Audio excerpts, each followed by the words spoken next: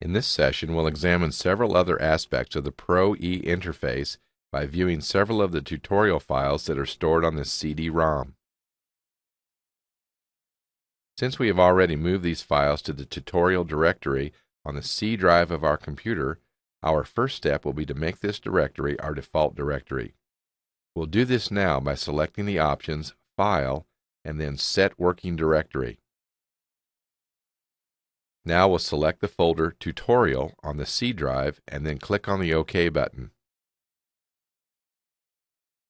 We can now load our first part file by selecting the commands File, Open, and then highlighting the file named TutBase, followed by clicking on the Open button. We'll now illustrate the dynamic view control of spinning the part by holding down the middle mouse button while moving the mouse. Notice that the model is spinning about the red, green, blue triad, which is called the spin center. We'll now click the spin center icon in order to turn it off. And then again, spin the model by clicking the middle mouse button and dragging the mouse. Notice that the model is now spinning about the location where the cursor was positioned when the middle mouse button was depressed. Another very interesting viewing option is available by clicking on the View Mode icon. When this icon is clicked on and we click the right mouse button, we see the pop-up menu shown here. We'll now select the Velocity option. And then again hold down the middle mouse button and drag the mouse a small distance. As you can see, the model will continue to spin as long as the middle mouse button is depressed.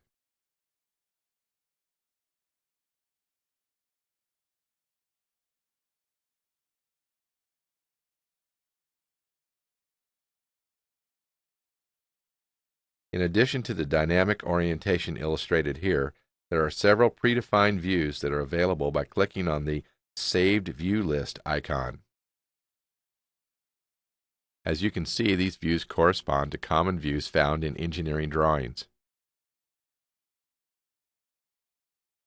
In addition to changing the orientation, we can quickly change the display mode by clicking on the Wireframe icon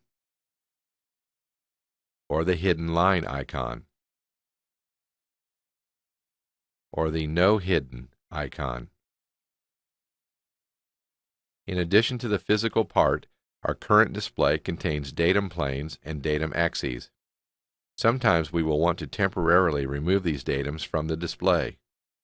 We can toggle these on and off by using the icon shown here or by using the commands View, Display Settings, Datum Display, and then clicking on the check box next to the item we wish to remove from the display. As we will find in the subsequent lessons, the creation of parts in Pro-E is accomplished by constructing a series of features. A list of features used to create a part is displayed in the model tree, which we'll open now, by opening the Navigator pane and making sure that the Model Tree tab is selected. As you can see, as we click on a feature in the graphics window, the feature's name is highlighted in the Model Tree window. We can also click on a feature's name in the model tree and see the corresponding geometry highlight in the graphics window. Another useful technique that can be used to examine a Pro-E part is the Model Player option, available on the Tools pull-down menu. This option allows us to rewind back to the beginning of the creation of the part and then step through the construction process.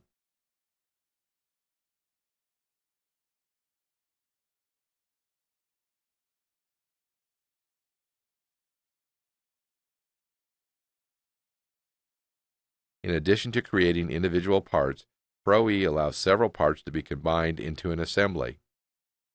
In order to examine a sample assembly, we'll first remove the current part by using the commands File, Erase, Current, and then use the commands File, Open, followed by selecting the assembly file, Tut Widget. Now, in order to better illustrate the different parts that are contained in our assembly, we'll use the commands View, Explode, and then Explode View.